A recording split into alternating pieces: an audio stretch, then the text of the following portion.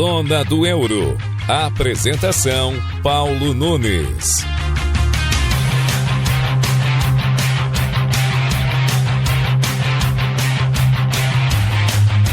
Olá, guaibeiros! Está começando o episódio 168 do Zona do Euro aqui na Rádio Guaíba e neste episódio nós vamos falar bastante sobre revelações no futebol alemão. Duas jovens promessas que estão surgindo bem no futebol alemão serão assunto aqui no Zona do Euro. Vamos falar um pouquinho sobre Lennart Kahl, do Bayern de Munique, e Kenneth Eichhorn, do Hertha Berlim. Também vamos falar no Zona do Euro sobre Endrick, que foi apresentado no Lyon e revelou conselho de Carlo Ancelotti. No futebol inglês, as demissões de treinadores. Manchester United demite Ruben Amorim e o Chelsea demite Enzo Maresca. Também vamos falar da sequência. Já falamos em outros episódios. A crise do Celtic na Escócia, que demitiu seu terceiro treinador na temporada.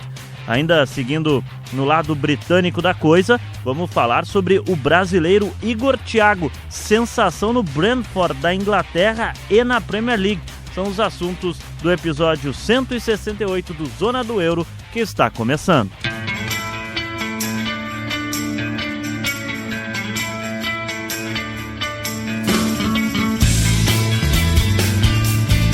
Eu sou o Paulo Nunes, comigo tem a Ana Carolina Nazário, a mesa de áudio do Davidson Rosa, a edição é do Rafael Baldez, a coordenação de esportes do Rafael Pfeiffer, a gerência de jornalismo e esporte do Rafael Sequim e a direção geral de Claudinei Girotti.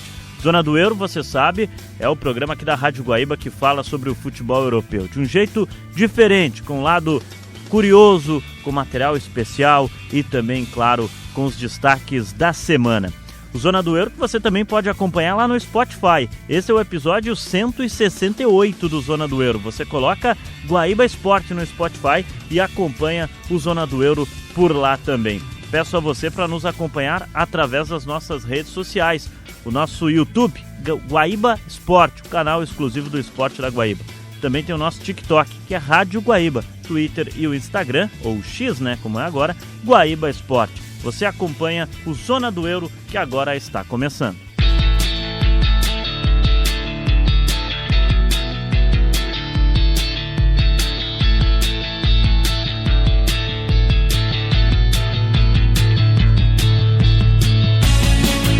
Já na largada do episódio 168, vamos falar sobre duas promessas do futebol alemão.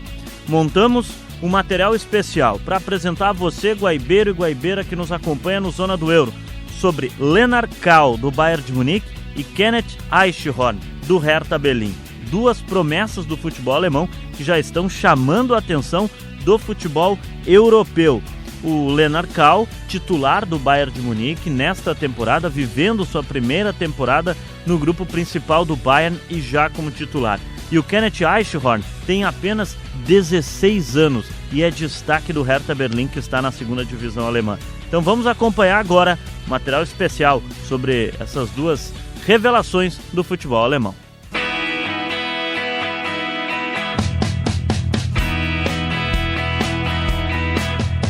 O Hertha Berlim é uma das equipes mais tradicionais da Alemanha. O time da capital atualmente está na segunda divisão nacional, mas conta em seu elenco com uma promessa de 16 anos. A joia é Kenneth Eichhorn, volante que promete ter um futuro brilhante, segundo os portais de notícias da Alemanha. O meio-campista está chamando a atenção da Europa e ganhando oportunidades na equipe titular do Hertha. Nesta temporada, a sua primeira no grupo principal, Eichhorn já disputou 13 partidas, sendo 9 como titular da equipe comandada por Stefan Leitl. Primeiro volante, o garoto atua como um protetor da defesa e já soma mais de 1000 minutos em campo nesta temporada. Na Alemanha, o jovem é chamado de Mini Kroos e se destaca por sua altura, 1,86 m, bom controle de bola, agilidade em desarmes, bons passes curtos e longos. O treinador do Hertha Berlim, Stefan Leitl, rasgou elogios ao jogador ainda na pré-temporada. Abre aspas.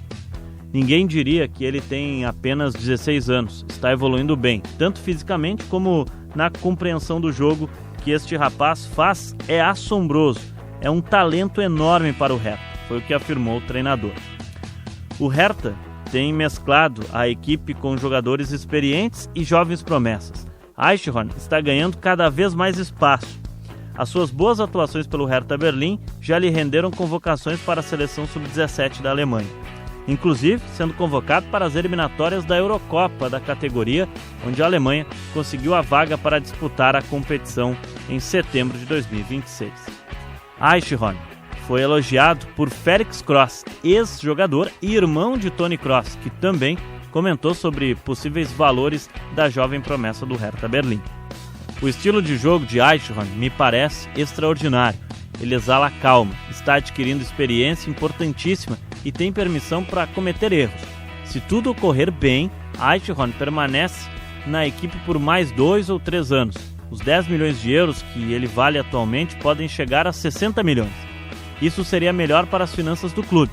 Além disso, considerando as quantias de dinheiro que circulam hoje em dia, 10 milhões me parece um valor bastante abaixo, foi o que completou o ex-jogador.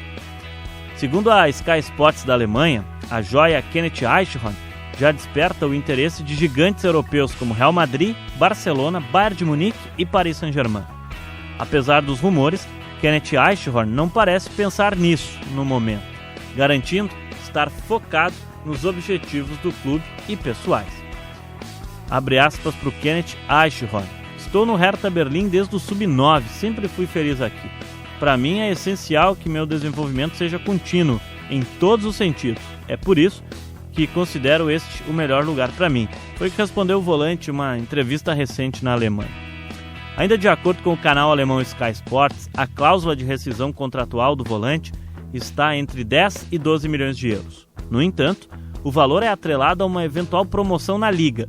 Se o Hertha subir de divisão, o valor da negociação do jovem também aumentará. Atualmente, o Hertha Berlim é o 6º colocado da Bundesliga 2, a 2ª divisão alemã, com 28 pontos, 6 a menos que a zona de promoção para a elite nacional, mas ainda tem todo o segundo turno pela frente. Lennart Kahl, meia alemão de 17 anos, é a nova grande joia do futebol do país e do Bayern de Munique. Kahl iniciou sua trajetória nas categorias de base do Viktoria Eichenfarburg, clube regional da Baviera. Em 2017, foi atuar na academia do Eintracht Frankfurt, onde atuou nas divisões de base do Sub-13 e Sub-15. Em 2022, retornou ao clube de origem na Baviera, mas logo foi recrutado para as categorias de base do Bayern de Munique, onde concluiu a sua formação de base. Durante a temporada de 2024, Kahl destacou-se na equipe Sub-17 do Bayern, marcando mais de 30 gols e 10 assistências nas competições juvenis nacionais. Então, durante a pré-temporada de 2025, o técnico Vincent Kompany promoveu o jovem alemão para o grupo principal do time bávaro. O Bayern de Munique está impressionado com a maturidade e a tranquilidade com a qual Lennart Kahl demonstrou durante a transição da equipe de base para o time profissional. A sua promoção ao elenco principal já causou impacto imediato pelas suas boas atuações. Em 6 meses, o jovem se valorizou absurdamente no mercado da bola. Segundo o portal Transfer Market, o jogador estava avaliado em 1 milhão e 500 mil euros em junho. No mês de novembro, o mês já estava avaliado em 20 milhões de euros. Kahl é o 17º jogador com o passe mais alto no mercado entre os atletas do Bayern de Munique. O jovem é o 57º entre todos os jogadores da Bundesliga com apenas 17 anos. As atuações do camisa 42 vêm chamando a atenção por todo o velho continente. Apesar da juventude, a joia vem sendo monitorada por Arsenal, Chelsea, Manchester City, pensando em futuras oportunidades na janela de transferência. Na Baviera, os dirigentes do clube alemão estão cientes do interesse de clubes da Premier League no meio e já tomaram providências para afastar o desejo de clubes ingleses. Kahl definitivamente está nos planos da comissão técnica e é visto como uma das principais peças do clube no futuro, ao lado de craques como Jamal Musiala e Mikel Olise, ou seja, a saída da jovem promessa sequer é cogitada. Recentemente, Lennart Kahl bateu um recorde com a camisa do Bayern de Munique na Liga dos Campeões da Europa. Aos 17 anos, 290 dias, Kahl se tornou o jogador mais jovem a marcar em 3 jogos seguidos na competição continental. O gol do recorde ocorreu na vitória do Bayern de Munique por 3-1 sobre o Sporting em Munique, na Allianz Arena. Laimer, cruzamento, Cal, dominou, bateu!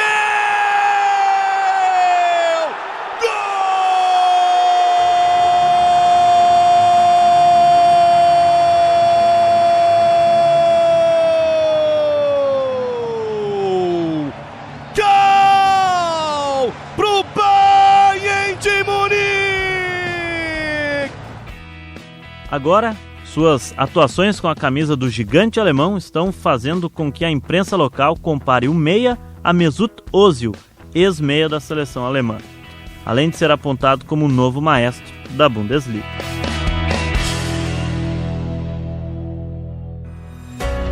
Bom, acompanhamos esse material especial, sobre o Lennart Kau e o Kenneth Eichhorn. O Lennart Kau, inclusive, fez gol recentemente, relembramos aí na Liga dos Campeões contra o Sporting, titular desse time do Bayern de Munique, Real Madrid, por exemplo, Manchester City, são clubes que estão de olho nesse jogador. E o Bayern de Munique está fazendo a pré-temporada de inverno na Áustria, e o meia, o Lennart Kau, inclusive, ele concedeu recentemente uma entrevista e não escondeu o sonho de jogar no Real Madrid da Espanha. Aos 17 anos, o jovem já é um dos pilares desse time alemão, que é comandado pelo Vincent Kompany, ex-zagueiro belga, que jogou muito tempo, por exemplo, no Manchester City. Abre aspas para o que disse o Lennart Kau. O Bayern de Munique é um clube enorme, é um sonho jogar lá. Porém, em algum momento, quero mesmo ir para o Real Madrid. Esse é o meu clube dos sonhos, mas isso fica só entre nós no momento. Esse é o clube dos meus sonhos. Claro, o Bayern é algo muito especial e muito divertido no clube. Foi o que disse o Lennart Kau. Eu lembro que o Toni Kroos fez esse caminho, revelado no Bayern de Munique, ganhou destaque pelo Bayern de Munique e depois foi negociado para jogar no Real Madrid, onde se consolidou. O Lennart Kau tem 17 anos, falamos que é um dos pilares desse time alemão e tem contrato até junho de 2028. A sua multa está estipulada em 60 milhões de euros, o que para o mercado europeu não é tão assustador. A gente vê geralmente os clubes pagando esses valores em transferências na Europa. Mas o Bayern de Munique já trabalha para aumentar o vínculo e a multa rescisória do jogador. Lennart Kau, anote esse nome, meio atacante, 17 anos do Bayern de Munique, também logo vai estar pintando na seleção alemã. Assim como o volante Kenneth Eichhorn, que joga no Hertha Berlim, chama menos a atenção porque o Bayern de Munique é um clube de mais massa que o Hertha Berlim, apesar do Hertha ser da capital alemã, mas também o Kenneth Eichhorn, que já é comparado ao Toni Kroos, falamos no material especial que você conferiu há pouco, mas é outro jogador que também chama atenção. Portanto, são as duas promessas do futebol alemão que já vem ganhando destaque no velho continente. Você está acompanhando aqui na Rádio Guaíba o Zona do Euro, episódio 168 do Zona do Euro. Agora, a gente vai falar sobre o Endrick. Já falamos um pouquinho sobre as revelações na Alemanha, o Lennart Kau e o Kenneth Eichhorn, mas o Endrick, no último dia 5 de janeiro, o atacante brasileiro foi apresentado oficialmente pelo Lyon da França. O novo camisa 9 do time francês revelou, inclusive, conselho de Carlo Ancelotti para definir a sua ida para a França. O final do mês de dezembro foi definido o acordo entre o Real Madrid e o Lyon para o empréstimo do Endrick. Eu acompanhei a entrevista coletiva de apresentação do Endrick no Lyon, que foi no dia 5 de janeiro, na primeira semana do ano, e eu separei 4 respostas do Endrick para a gente acompanhar. Vamos começar porque o Endrick responde sobre a negociação, como foi essa negociação e o interesse do Lyon que o fez sair do Real Madrid. A gente ouve o Endrick. Foi um momento muito importante para mim e para minha esposa, para minha família, porque quando o meu representante, o Fred, chegou a conversar comigo com a Gabriele, que é minha esposa, foi algo muito importante para nós, porque eu tinha decidido juntamente com a Gabi a sair, a buscar um novo lá para poder jogar. E quando tocou ao nome do Lyon, veio o sentimento de Deus no meu coração, e juntamente com a da Gabriele, que para nós é o mais importante. Se Deus está dando esse caminho para nós, é que nós precisamos seguir esse caminho, e foi isso que transpareceu no meu coração. E quando Deus me fala algo, eu vou em busca disso. E desde que eu senti isso no meu coração, eu comecei a trabalhar mais para poder chegar aqui, para poder ajudar o Lyon, para poder ajudar a minha equipe, que para mim é o mais importante. E foi isso que eu fiz. Comecei a trabalhar bastante, comecei a fazer o que eu tinha que fazer para poder chegar e ajudar o Lyon. Então, muito feliz, muito agradecido com essa oportunidade que Deus está me dando e que os dirigentes do Lyon, o Mathieu também, que está podendo me ajudar com isso. E agradeço muito a todo o staff, a toda a gente que está aqui. Agora, o atacante brasileiro também revelou sobre já estar acompanhando o Lyon, porque durante a apresentação, um dos dirigentes do Lyon destacou que essa negociação já vinha de interesse da última janela, na chamada janela do verão europeu, né? A janela grande de meio de ano para nós aqui no Brasil, que é do início de temporada na Europa. Só que o Lyon não conseguiu acertar naquele momento com o Real Madrid, mas seguiu conversando, tanto que o negócio foi se encaminhar entre setembro e outubro, mas veio a público só em dezembro, quando os clubes formalizaram o acordo. E o Endrick, já ganhando poucas oportunidades com o Xabi Alonso no Real Madrid, ele falou sobre já estar acompanhando o Lyon. A gente ouve agora. Sim, desde quando eu soube que seria o meu caminho vir ao Lyon, eu comecei a ver os jogos do Lyon, né, claro. Comecei a ver como o time jogava, pude falar com o Paulo também. E foi muito importante porque eu pude ver o time. E agora que eu estou com eles é melhor ainda, que eu posso estar com eles, posso treinar. E já estou junto com o pessoal, eu consigo me comunicar com todos, consigo brincar com todos. Então, creio que estou muito bem com eles e muito feliz de estar aqui. O atacante brasileiro, o Endrick, vai vestir a camisa 9 do Lyon. Ele também contou como foi conversar com os colegas de Real Madrid, a repercussão no vestiário do Real Madrid para a sua saída e a sua transferência ao Lyon da França. Vamos acompanhar o Endrick.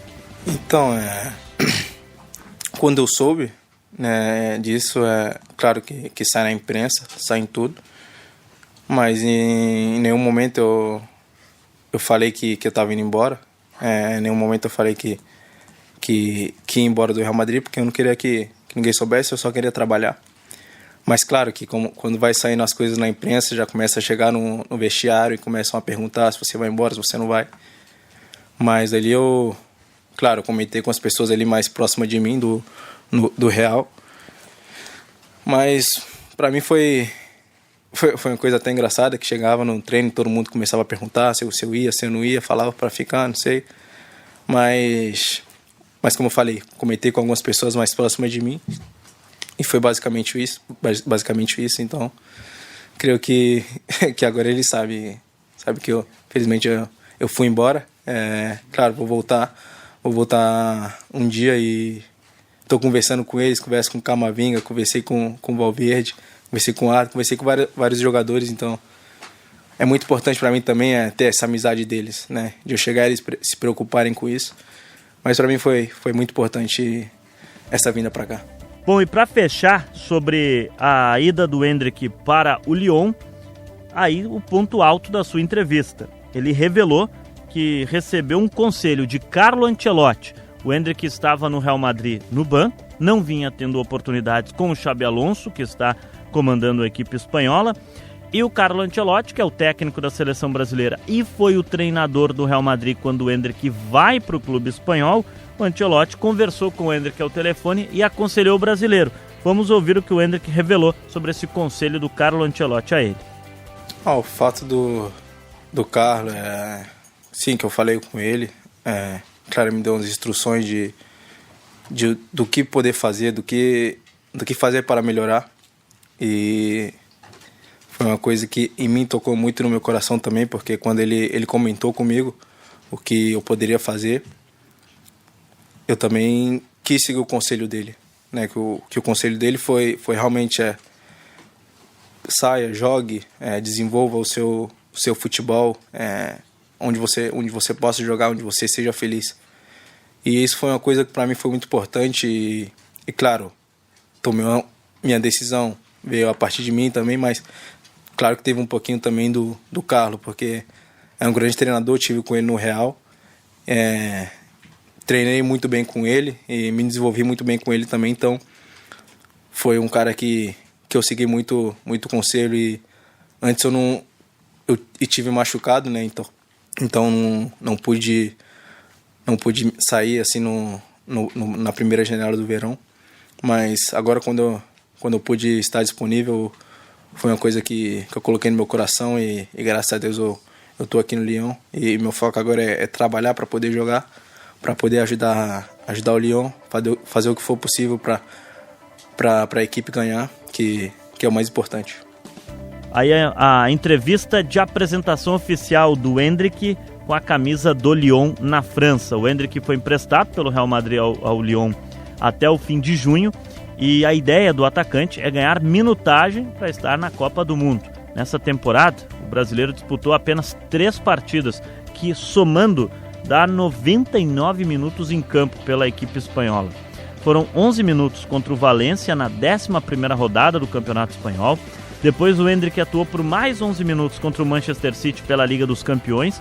E por fim, a última oportunidade que ele teve com a camisa do Real Madrid nesta temporada com o Xabi Alonso foram 77 minutos em campo, né, sendo titular, a única vez como titular, contra o Talavera, clube que está nas divisões inferiores na Espanha. Esse jogo foi pela Copa do Rei.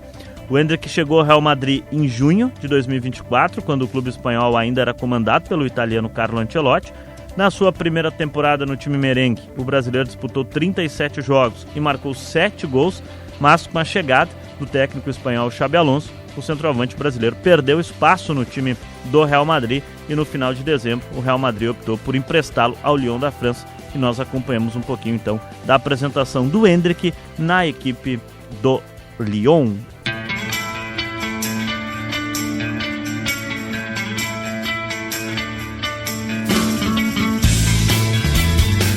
Você está acompanhando na Rádio Guaíba o episódio 168 do Zona do Euro, programa que passa limpo o futebol europeu toda semana aqui na Guaíba. Também você pode acompanhar a qualquer momento o Zona do Euro no Spotify. Este é o episódio 168. No Spotify da Guaíba você tem disponíveis todos os demais episódios das temporadas do Zona do Euro, que está desde 2022 na grade de programação aqui da casa. Eu sou o Paulo Nunes. O Zona do Euro também conta com a Ana Carolina Nazário. Já falamos sobre as revelações na Alemanha, o Lennart Kahl e o Kenneth Eichhorn, 2 destaques, o Kahl do Bayern de Munique e o Eichhorn do Hertha Berlim. E há pouco acompanhamos um resumo da apresentação do Endrick no Lyon da França.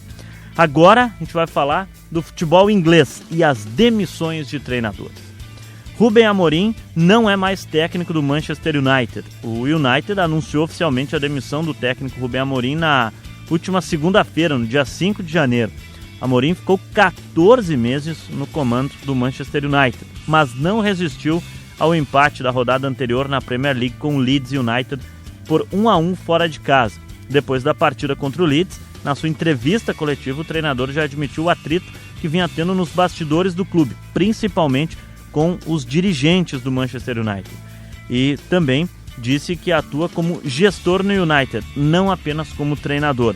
A principal crítica que a imprensa inglesa faz sobre o trabalho, ou fazia sobre o trabalho do Ruben Amorim no Manchester City, era que o treinador português em Old Trafford era quanto à falta da flexibilidade tática e o seu compromisso ao esquema 4-3-3. Em novembro de 2024, o Manchester United, quando contratou o Ruben Amorim, apostando nele para fazer essa reconstrução do clube, e vale destacar que o United não consegue emplacar um treinador desde a aposentadoria do técnico multicampeão e vitorioso Alex Ferguson. Em 2024, no mês de novembro de 2024, o Manchester pagou 11 milhões de euros ao Sporting de Portugal para contratar o treinador, e o seu vínculo iria até junho de 2027. Inclusive, nesta semana, no seu canal de YouTube, o Fred Caldeira, que é correspondente da TNT na Inglaterra, ele fez um vídeo no seu canal explicando 4 motivos da demissão do Ruben Amorim. Ele citou que o atrito com a diretoria do clube foi um dos principais pontos, a insatisfação que se tinha com o esquema 4-3-3 e que ele não mudava também era uma outra crítica grande ao trabalho de Ruben Amorim, além dos resultados que não vinham emplacando e também da pouca paciência que a gestão do United teve com o treinador. Então, alguns dos motivos da demissão do Rubem Amorim, que não foi diretamente só o resultado de empate da rodada contra o Leeds, que acabou culminando na saída do treinador. Olha só esse dado que a gente foi buscar. O Manchester segue um carrossel de treinadores desde a aposentadoria do Alex Ferguson lá em 2013. Contando treinadores e treinadores interinos, já são 10 nomes que passaram pela casa-mata do clube inglês no período. Lembrando, o Alex Ferguson se aposenta no final da temporada 2012-2013, com o Manchester United sendo naquele momento campeão inglês. Ele é campeão inglês com o Manchester United e se aposenta naquela temporada. Depois que o Ferguson se aposentou, o primeiro nome que o Manchester apostou foi também escocês, David Moyes, que chegou em julho de 2013, mas ficou até abril de 2014 no cargo. O David Moyes é um treinador que fez muito tempo, né, a sua carreira no futebol inglês, principalmente no Everton, quando ele sai do Everton para assumir o United. Depois do David Moyes, foi a vez do Ryan Giggs, ídolo do clube, fez um trabalho interino, de abril de 2014 até maio de 2014, ou seja, um mês no cargo como técnico interino. A temporada 14-15, o Manchester United abre com o holandês Louis van Gaal no comando da equipe. Ele chega em julho de 2014 e fica no cargo até maio de 2016, quando é demitido. E aí o clube inglês contrata o português José Mourinho, que fica de maio de 2016 até dezembro de 2018. Com José Mourinho, o Manchester chegou a conquistar, por exemplo, uma Liga Europa nesse período. Depois que José Mourinho sai, Ole Gunnar Solskjaer, ex-jogador do United, ídolo do clube, acaba ficando. Primeiro como interino, depois é mantido como treinador da equipe. O Solskjaer ficou de dezembro de 2018 até novembro de 2021, quando tem, por exemplo, o retorno do Cristiano Ronaldo para o Manchester United naquele momento. E a relação, inclusive, do Solskjaer com o Cristiano Ronaldo era boa no clube. Com a saída do Solskjaer, o Michael Carrick, ex-volante, também um dos ídolos da equipe, faz um trabalho de técnico interino no United, de novembro a dezembro de 2021. Aí o clube contrata Ralf Rangnick. O alemão chega em dezembro de 2021, mas sai em maio de 2022. E aí o Manchester segue as suas mudanças.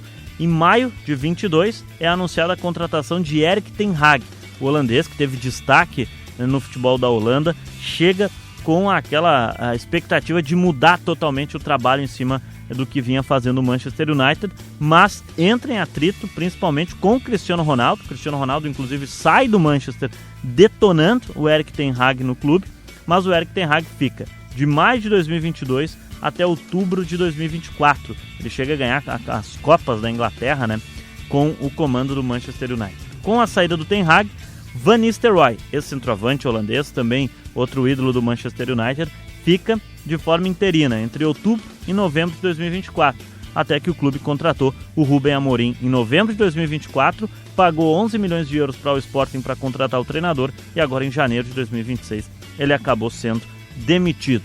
Inclusive, a expectativa é que Solskjaer seja anunciado como técnico do Manchester até o fim da temporada.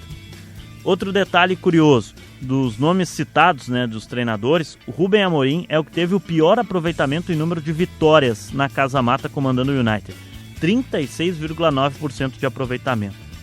Desde 2013, quando o Alex Ferguson se aposentou, só com indenizações para treinadores, o Manchester United já gastou cerca de 730 milhões de reais. José Mourinho, por exemplo, badalado técnico português, recebeu 20 milhões de libras em rescisão contratual com o United. Para o português Rubem Amorim, que foi demitido nesta semana, o United vai pagar cerca de 73 milhões de reais com indenização. O levantamento foi feito pelo jornal britânico The Telegraph, que postou essa matéria durante a semana. Para falar sobre a queda do Rubem Amorim no Manchester United, nosso comentarista Gutierrez Sanches chega aqui no Zona do Euro com a sua opinião sobre a queda de Rubem Amorim no Manchester United. Guti.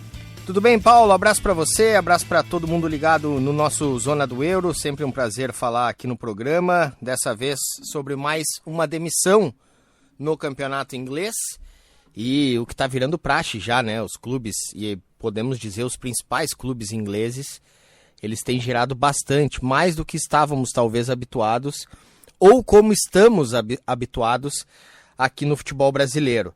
e dessa vez o Ruben Amorim não conseguiu segurar a bronca. Ele estava muito já em rota de colisão com o Wilcox, que é o diretor de futebol, disse que ele tinha que ser manager, o trabalho não era bom, né? Reforços chegaram, ele reclamou da não chegada de outros reforços, gostaria de se meter mais nas contratações, mas é preciso também mostrar serviço no campo, né? E em 20 jogos nessa temporada, ele só conseguiu 8 vitórias. Se a gente for contar os 14 meses que ele esteve à frente do Manchester United, esses números ficam ainda piores. Então não tem muito como segurar a bronca o Ruben Amorim, ainda mais, como eu falei, entrando em rota de colisão com o próprio clube e com os dirigentes. Mas aí eu vou para um outro lado. Um dos argumentos do Ruben Amorim para reclamar publicamente, para dar entrevistas bombásticas, polêmicas, e os ingleses adoram isso, um dos motivos é que ele disse que foi contratado para ser manager e não somente treinador. Só que não adianta você ficar somente reclamando de limites no seu trabalho de manager, ou seja, talvez não tantos jogadores assim como você gostaria, ou aqueles que você gostaria, mas você não pode se descuidar do trabalho de treinador. E aí o United ganhou pouco, jogou pouco e não tinha muito como sustentar. Quando um sustenta, até vai. Por exemplo, Ruben Amorim esse ano participou de contratações, mas no campo a coisa está funcionando. Ok. Contrário também. Tem contratado bem, mas o campo não está tão bom, mas as coisas estão funcionando, está montando um bom elenco e a coisa pode evoluir dentro de campo. Mas quando não tem um e nem o outro para sustentar, aí não tem jeito. Agora vamos ver o que o United vai fazer. O Chelsea já trocou de treinador, tá todo mundo meio que na corda bamba entre os principais, obviamente, sem contar o Arteta e tal, ou o próprio Guardiola, mas é uma situação que já vai se tornando comum na Inglaterra. Trocar de treinador em meio à temporada, principalmente nessa época agora que é mesmo meio, né, 6 meses, e agora tem a reta final para a temporada europeia, então eles vão se mexer. Mas os mandos e desmandos do clube inglês vermelho de Manchester têm sido bastante acentuados nos últimos anos, e aí a coisa não tem como funcionar muito bem. Tem que baixar um pouco a poeira para o trabalho funcionar. É isso. Daqui a pouco a gente volta, Paulo. Abraço. Bom, o Guti trouxe a sua opinião sobre a saída do Ruben Amorim do Manchester United, né? O Manchester que não consegue tomar rumo na sua casa-mata, buscando treinador.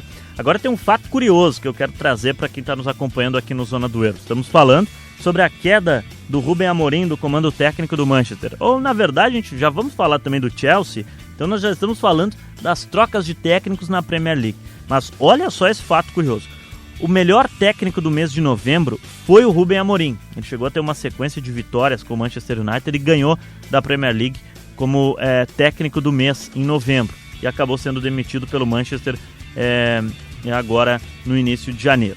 Em dezembro, o treinador do mês da Premier League foi o Enzo Maresca, que no dia 1º de janeiro foi demitido do comando do Chelsea. Os últimos 2 técnicos do mês, né, no futebol inglês acabaram sendo demitidos. O italiano, o Enzo Maresca, o Chelsea anunciou a contratação do técnico Liam Rossenior para o lugar do Enzo Maresca. Rossenior estava no Strasbourg da França.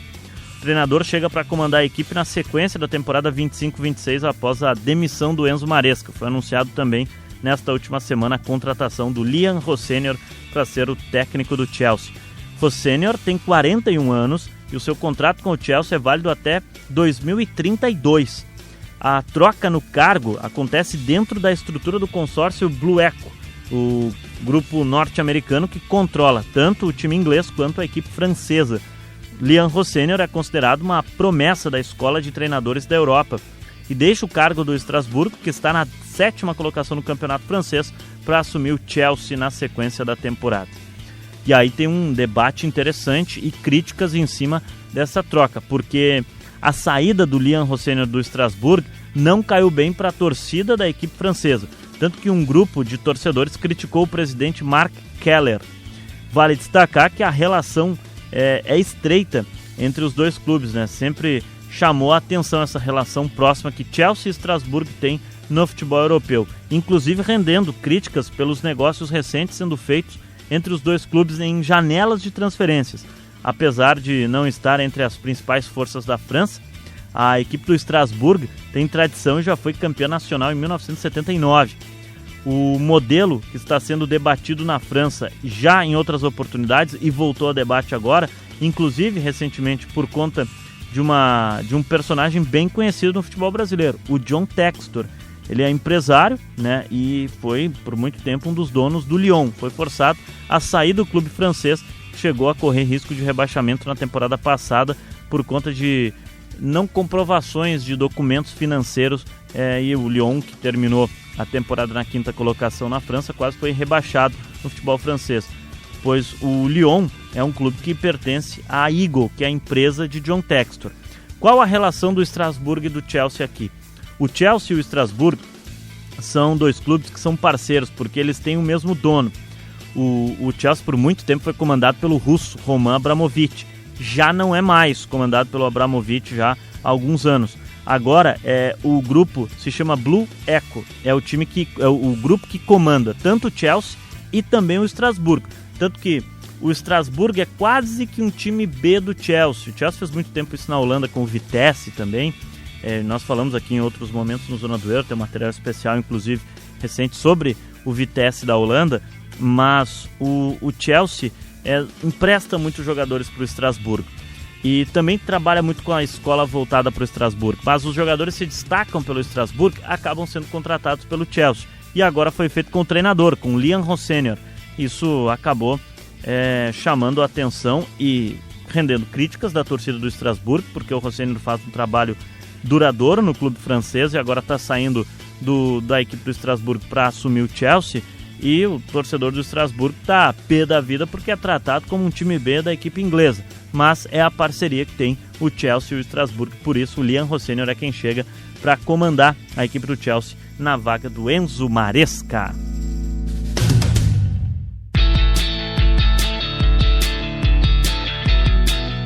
Você está acompanhando aqui na Rádio Guaíba o Zona do Euro, episódio 168 do Zona do Euro.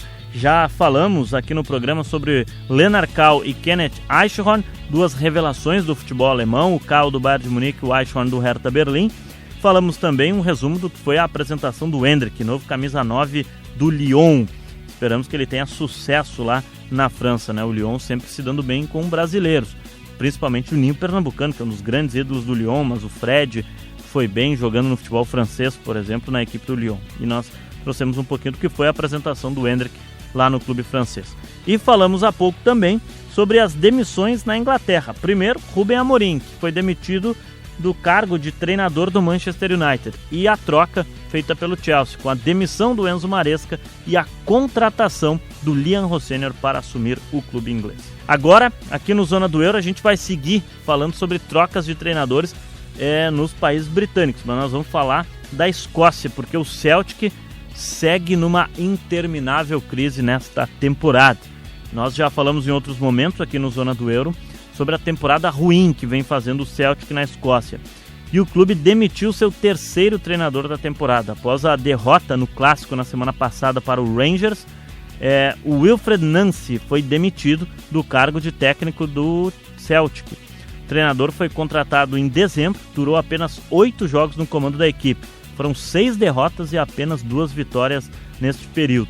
O Celtic abriu a temporada sob o comando do Brendan Rodgers, mas a queda na pré-Champions em casa para o Kairat Almaty do Cazaquistão, aliado com uma largada ruim de altos e baixos no campeonato escocês, fez com que Rodgers fosse demitido.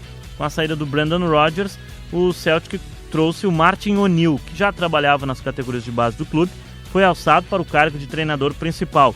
Porém, em dezembro, ele retornou para o time de base e o Wilfred Nancy, que estava trabalhando na Major League Soccer dos Estados Unidos, foi contratado.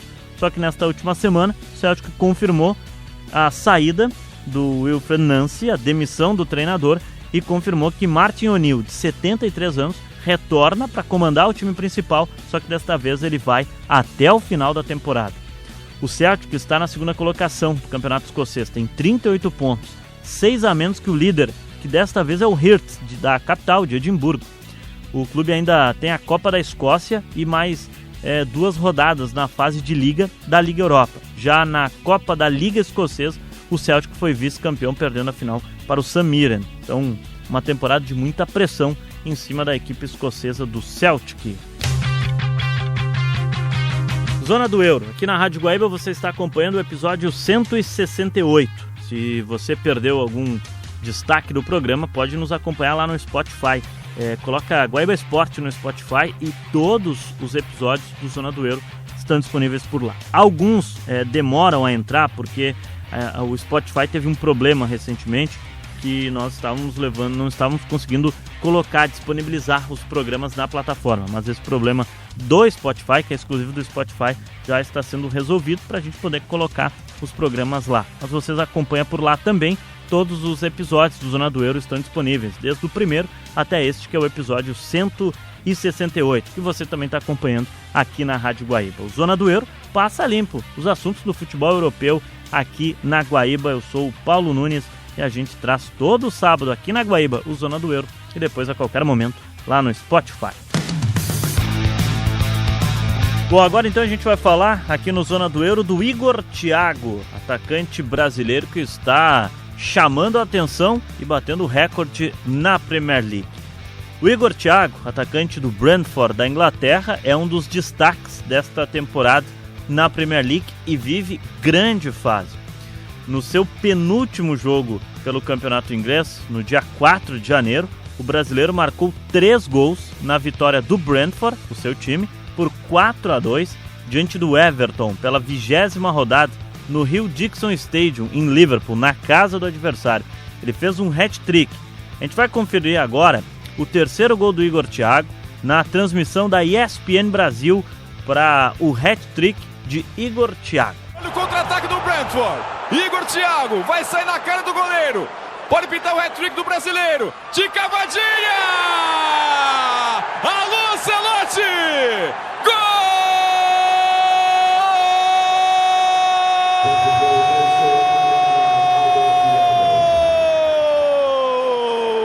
Do Brentford!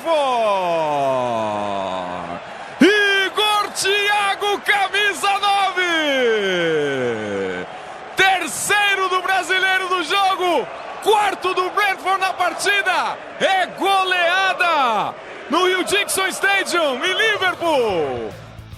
Bom, gente, o hat-trick do Igor Thiago fez com que ele entrasse e atingisse uma marca de 14 gols na Premier League naquele momento, e entrasse num seleto grupo de brasileiros que fizeram hat-trick na Premier League. Mas esse assunto a gente já vai falar dos hat-trick na Premier League.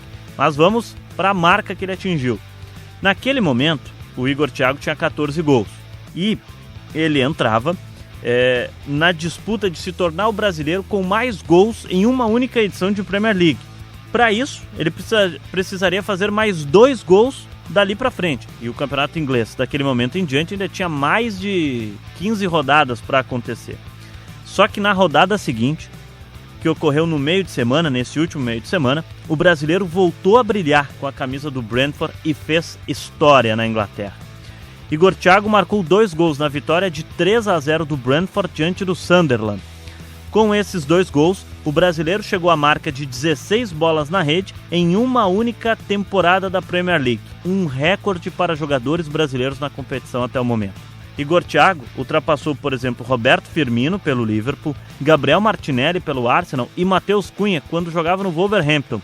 Esses fizeram 15 gols em uma única temporada de campeonato inglês. Na atual temporada da Premier League, o Igor Thiago já soma 16 gols. Está atrás apenas do Erling Haaland na artilharia do campeonato. O Haaland tem 20 gols, o Igor Thiago tem 16 e é o vice-artilheiro nesse momento na Premier League. Mas entrou para a história porque com 16 gols, Igor Thiago é o brasileiro com mais gols em uma única edição do campeonato inglês. Agora você lembra daquela lista do hat-trick que eu falei agora há pouco? O Igor Thiago está na seleta lista de brasileiros com hat-trick na Premier League. O campeonato inglês, a Premier League, ela existe desde 1992.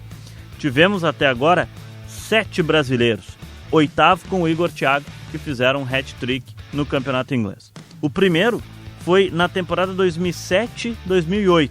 Afonso Alves, atacante brasileiro que atuava no Middlesbrough da Inglaterra. O Middlesbrough ganhou por 8-1 do Manchester City naquela temporada e o Afonso Alves fez 3 gols no jogo. O Afonso Alves, ele chegou a ser convocado para a seleção brasileira pelo técnico Dunga. Ele disputa a Copa América de 2007, quando ele ainda jogava pelo Heerenveen da Holanda. Tem um jogo do Heerenveen que ele marca 7 gols em uma só partida.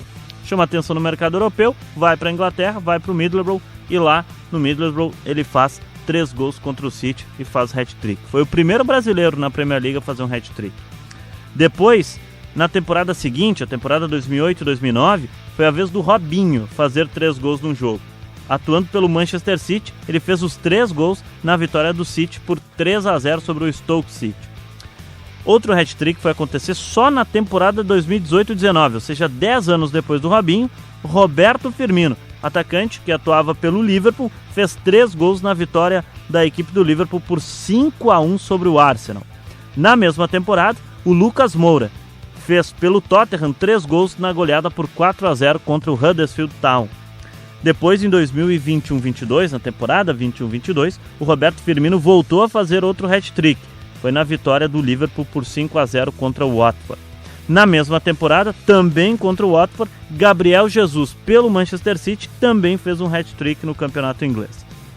E o último hat-trick brasileiro na Premier League era de Matheus Cunha. Na temporada 23-24, ele fez 3 gols pelo Wolverhampton na vitória por 4-2 sobre o Chelsea. E agora, nessa penúltima rodada do campeonato inglês, foi a vez do Igor Thiago, que fez 3 gols na vitória do Brentford em cima da equipe do Everton, entrando nessa seleta lista.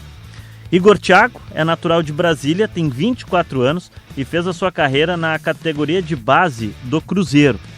O seu começo no futebol foi no Grêmio Ocidental, projeto a qual ele ajuda até hoje, inclusive. Depois, ele foi para o time sub-17 do Verê, do Paraná, até que chegou nas categorias de base do Cruzeiro, onde concluiu toda a sua formação. No time mineiro, foi alçado ao time principal do Cruzeiro em 2020 e ficou no clube de BH até março de 2022, quando foi negociado com o Ludogorets da Bulgária. Uma temporada no Ludogorets, ele marcou 21 gols em 55 jogos. Seu bom desempenho no time búlgaro chamou a atenção do Clube Bruges da Bélgica, que em junho de 2023 pagou 7 milhões e 800 mil euros para contratá-lo. No Bruges, os bons números individuais do brasileiro foram ainda melhores, pois Igor Thiago marcou 29 gols em 55 jogos com a camisa do Bruges. Em fevereiro de 2024, quase que um ano depois, ele é negociado pelo Bruges ao Brentford da Inglaterra. O valor da transferência não foi divulgado, mas as informações vindas da Inglaterra dão conta de que a negociação girou em torno de 30 milhões de euros. No seu primeiro ano no futebol inglês, o brasileiro sofreu uma lesão de menisco e acabou não conseguindo ter sequência. Mas nesta temporada, que é a sua segunda com a camisa do Brentford, Igor Thiago está se destacando. E nesse momento é o vice-artilheiro da Premier League, atrás apenas do Haaland. O Igor Thiago tem 16 gols, o Haaland tem 20 gols, é a briga da artilharia nesse momento lá na Inglaterra. Portanto, Igor Thiago, 24 anos, centroavante brasileiro do Brentford da Inglaterra, é a grande sensação na Premier League.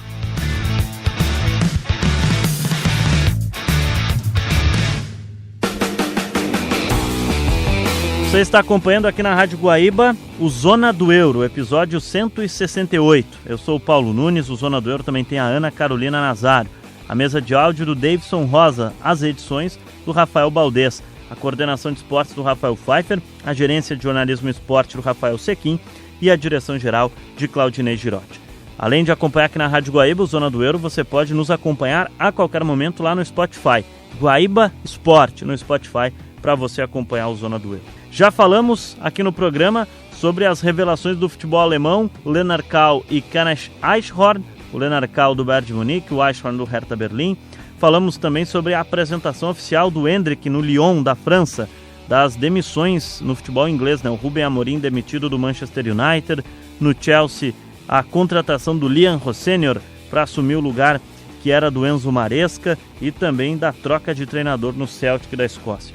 Há pouco falamos sobre o brasileiro sensação na Premier League, Igor Thiago, que atua no Brentford da Inglaterra.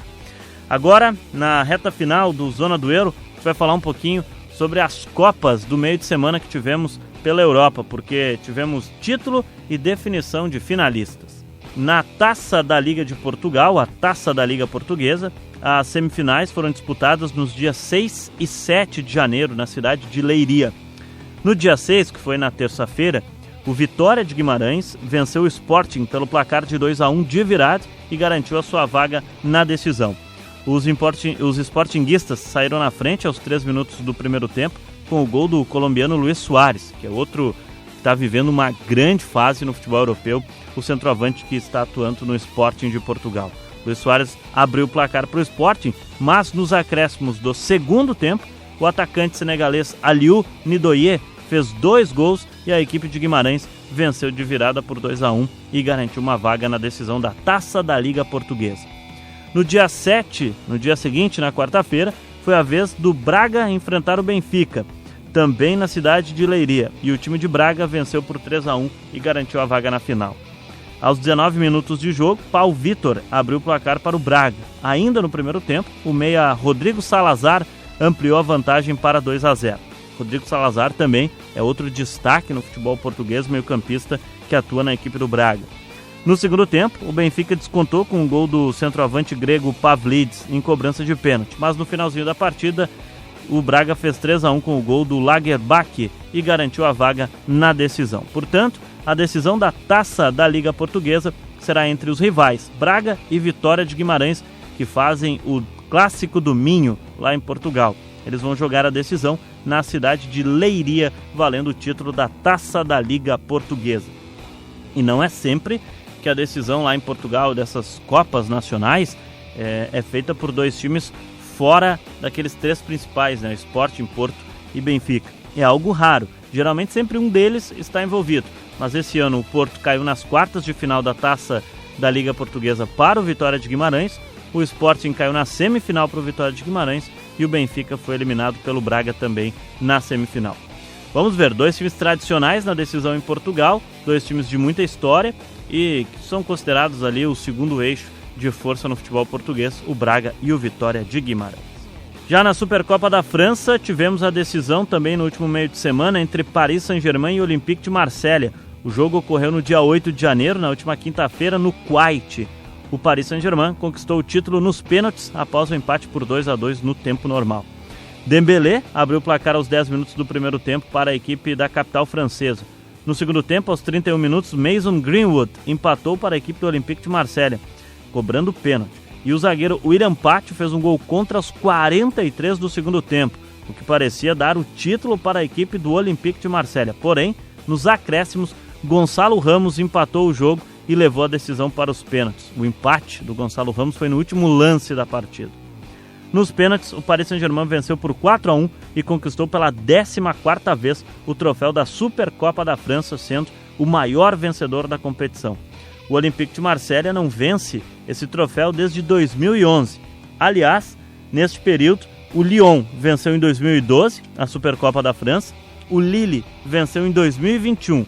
No restante, neste recorte de tempo, desde 2011 para cá, só o Paris Saint-Germain que venceu, acumulando 12 conquistas consecutivas, falando um pouco dessa supremacia que tem o Paris Saint-Germain no futebol francês, conseguiu esse título diante do Olympique de Marselha.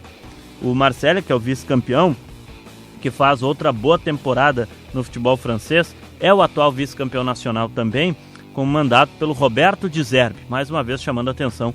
Outro bom trabalho do De Zerbi na Europa, ele que recentemente fez um grande trabalho no Brighton, na Premier League, e agora na França com a equipe do Olympique de Marselha. Inclusive, antes do jogo, a Supercopa da Espanha é disputada na Arábia Saudita, né? É por acordo comercial, assim como a França agora jogou a Supercopa da França no Kuwait, a da Espanha na Arábia Saudita. O capitão do Atlético Bilbao, o Iñaki Williams, deu uma declaração recente dizendo que não gostava de jogar esse tipo de competição fora da Espanha, que não via sentido, que achava que não valia a pena, mas acabou jogando. A outra semifinal foi disputada no clássico entre o Atlético e o Real Madrid. A vitória foi do time merengue pelo placar de 2-1.